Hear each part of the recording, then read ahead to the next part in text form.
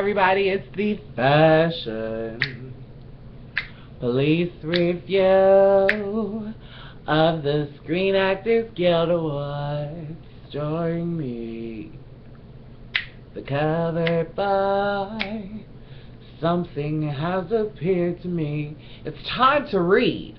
Okay, so I've got like 30 seconds to read Maria Menounos because she threw me so much shade. Ready, set, go. Okay, I don't like you on the red carpet for a correspondent. I would rather you be like Access Hollywood correspondent, Entertainment Tonight correspondent. If you are not an extra correspondent, okay, that just kind of sums everything up, because you are not the Queen of E. That is Juliana Rancic, okay? And you should pick from within the E family. Just saying. So, let's start this off with the must-see looks of the night, huh?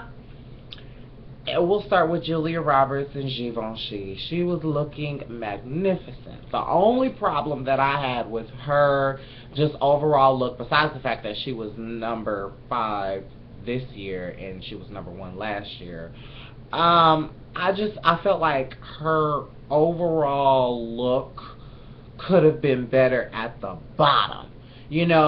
That bottom part just really kind of annoyed me. Not the open-toe shoe, because everybody had a Holy Ghost fit about that open-toe shoe. I felt like if you're going to wear an open-toe shoe, because you're Julia Roberts, like, ain't nobody going to tell you no. Her ankle, it looked clunky, and it wasn't, like, put to her actual size. So I felt like that was the stylist's fault, not the designer. So that's late. Jennifer Aniston. Now, Kelly said that although she's wearing a piece of history, Kelly said that her plunge was a little bit too low. I felt that, she's embodying her boobs right now, so since she's embodying her boobs, rock it, girl, make that plunge lower. But I live. Go for it, Jennifer. So I'm going to fix another read that people were saying about Lupita Nyongo. Now, Lupita Nyongo, she was wearing Ellie Saab. I lived for her, okay? I lived for Lupita. The only problem that I had was the fact that everybody kept saying that if you gotta move your dress, or if you gotta look like a drag queen to say, hey, my dress is the cutest dress on here, she wasn't really trying to say that. Lupita is just chilling until her movie comes out. Then watch you guys be back all on her nuts, though, right? So I just personally believe, like, the only reason why she's getting all these flowy, pretty, beautiful dresses is merely because of her Oscar experience. And everybody just loved that Oscar dress. So, live for her. Keep doing what you're doing, Lupita. So, Emma Stone got Dior. She was wearing Dior. She was number 2. She got my number 2. I felt like this was perfect for her. This was like a slap in my face in a good way. I put her at the what you will and what you won't do list for the Golden Globes. And I went in on her. And so this is how you do it. If you are on my what you will and what you won't do list, you slap me in the face and at least be in the top 3, okay, if you ain't number 1. So I've been kind of down with this British invasion going on, and I gotta say, they've been doing everything like 100%. So my number 1 is Felicity Jones, and she was wearing Balenciaga. I felt like it was just perfect. It wasn't one of those one silhouette dresses. However, it did kind of give me the moment when Kerry Washington wore that crop top, when she wore that crop top when she was pregnant. I felt like the X part of it was just so cute. It just reminded me of a few crop tops that I had seen, so it was like that. It looked exactly like that. I felt like it was just so cute, though. She looked amazing. So I've got a lot of great categories for you guys, and I'll start this off with bold in black. And Sarah Hyland was wearing Vera Wang. I felt like I'm waiting for her to beat that dress that she was wearing on the People's Choice. I lived for that dress. And so, not to say that, you know, Vera didn't do her thing on this dress, because she did. But I just don't feel like, you know, I feel like when you put on a Vera Wang, it's going to look like Vera Wang. It's not going to look like the star wearing a Vera Wang masterpiece. You see what I'm saying? That's what I look for when I look at, like, all of the women who design, because they be on key. I'm trying to tell you. But Joanne Froggatt, she was wearing Honor, and it was like one of those dresses that everybody loved, but I didn't necessarily hate it, but I didn't love it as much as everybody else did. So it was like one of those things. It was like an in-between quote, if you will. Forgive me if I pronounce this girl off the Big Bang Theory's name wrong, but Milam Blahnik, she was wearing Christian Siriano, and I'm just ready for Christian Siriano at New York Fashion Week. So look for him. His collection about to be hot, because I could tell by the way he designing everybody, okay? So I loved it. 10s across the board.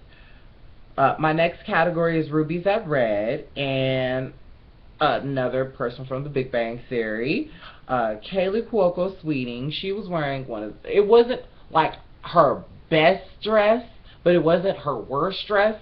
And you know, it's very difficult to wear a red dress on the red carpet. But if I had to grade her, I'd say she did probably about like an A-. She did do A worthy. She did do A worthy, and it was the only reason why it wasn't an A+ is because she damn near matched the carpet. So anyways, there was another lady who I felt like she looked great in red, Maisie Williams, and Maisie Williams, or whatever, however you pronounce this lady's name. She did not have a designer, but I felt like the dress overall was just amazing. Like, it just had to have been on my like Fashion Police review. So I say kudos to whoever styled her for that night. Sofia Vergara and Donna Karen, she was wearing the love ring. I was living for the city, okay? I lived for Donna, and she was just so freaking amazing. So I just gotta say, you know, kudos to both of those women, because they are doing the dang thing, okay? My next person that I'm going to talk of, or my next category, is Only in White. And we'll start things off with Paula Patton. So I was actually happy to see that Paula Patton was, you know, back in effect. I'm glad to see that she was ready to step on a red carpet, and, you know, after her and what's his name, Robin Thicke, I was just happy to see her on a red carpet. My next Only in White is Reese Witherspoon in Armani, and this is like a perfect dress for Reese Witherspoon. Like, there are times when she wears a dress on the red carpet and I'm like, she looks like Woods, L. I'm not living for that. I want to see the Reese Witherspoon, and she looks fantastic in that color. Bravo, bravo.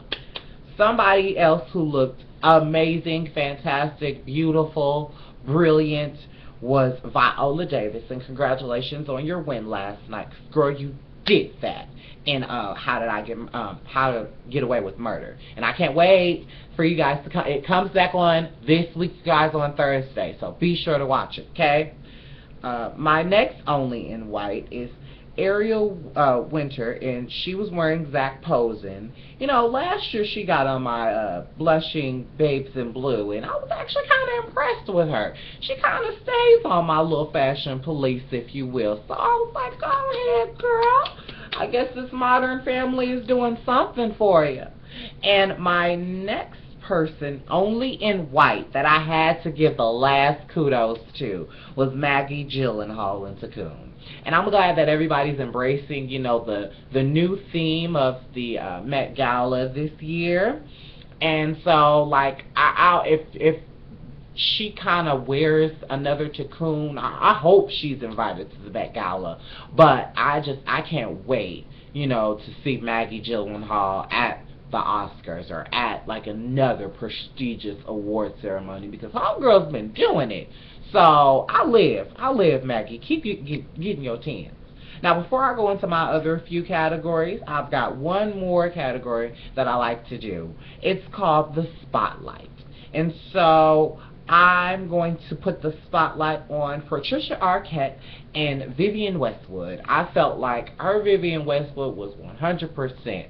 Like, this woman is a woman that I could definitely say probably is going to end up winning an Oscar as well. So I've got a lot of people that I'm really predicting to get Oscars. So I'm excited. I'm happy for the Oscars. I'm happy for a lot of people. Julia Louis-Dreyfus. She was wearing Monique Lillier, and I felt like she just embodied her. You know, she just embodied what I would think that Julia Louis-Dreyfus would be wearing on a red carpet. So I was very, very pleased with what she was wearing. So my next person that I'm going to put the spotlight on is Julianne Moore. She was wearing Givenchy, right? So y'all remember that dress that Lupita Nyongo was wearing to the Met Gala? How I was so pissed off at her, right? So here's what it is. This is exactly what that designer was trying to do. It's a 1920s look, and it looks great, and I'm mad that it was messed up on Lupita. It just didn't look right. So I appreciate the designer and the stylist for this overall look, and I'm completely impressed. Keira Knightley was another person that I was completely impressed with. She was wearing a derm, and I felt like just the overall essence of her. You know, a lot of people who are pregnant on the red carpets, they kind of like either embrace it, like Kerry Washington, or they'll kind of shun it, like Rosamund Pike. So I just felt like it just, for her to actually have been pregnant, not actually pregnant a few weeks ago or whatever the case may be, and wearing a poofy dress now, so, or letting the dress wear her, I felt like she was, kudos to her. And she was on the what you will and what you won't do list, so she didn't make the must-see looks, but she got the spotlight. That's good enough for me. Tatiana Maslany, she was wearing Oscar de la Renta, and I applaud anybody. I love the lip, but I don't think it was too dark or too light. It should have been too light. It was perfect. It was on key. It was 100%, and I lived for it. And so you looked great, amazing, fantastic. Only thing I probably would have did, instead of doing the red lip, I probably would have did a different type of lip. I probably would have did a red belt, or probably like a red shoe perhaps, you know. But those are typical pieces that you wear on the red carpet, and it's very difficult to wear red shoes on a red carpet. So, I mean, red lip, go for it, girlfriend. I lived for it. My last two categories, blushing beauties. I felt that Danielle Brooks and her Christian Siriano was the last person in Christian Siriano that made me just like, I'm ready for Christian. Like, New York Fashion Week on, what day is it? The 12th of February? I will be, through the 19th, I'll be watching. I'm waiting for Christian. I'm waiting for Christian. So, I'm really happy for that. Emilia Clarke, she was wearing Donna Karan. She shut my mouth completely. Like, honestly, to me, this was like one of the best red carpets. Like, normally, it's like everybody's ready to put their A game up for the Golden Globes or something else, but I'm glad that they really step up their A game for the SAG Awards, and I'm very, very pleased. Donna is also somebody I'm looking forward to seeing.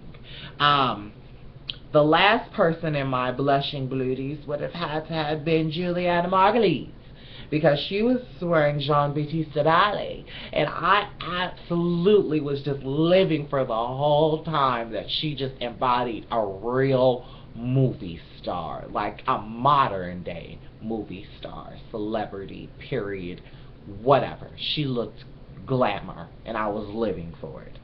So the only Dapper Dan, because I don't want to keep giving it to Matthew McConaughey and Jared Leto and all them. I don't want to keep giving it to them.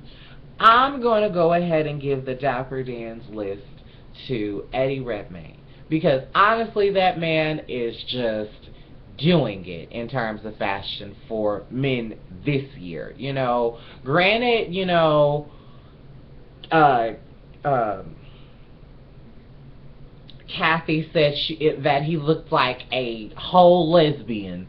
I think he looked great, regardless of not. He's married to a woman, so he can be a lesbian or he can be whatever. He looked fine, honey. That's why GQ has named him one of the best males on the red carpet this year. Come on now, do it. So give the man the props when he's due.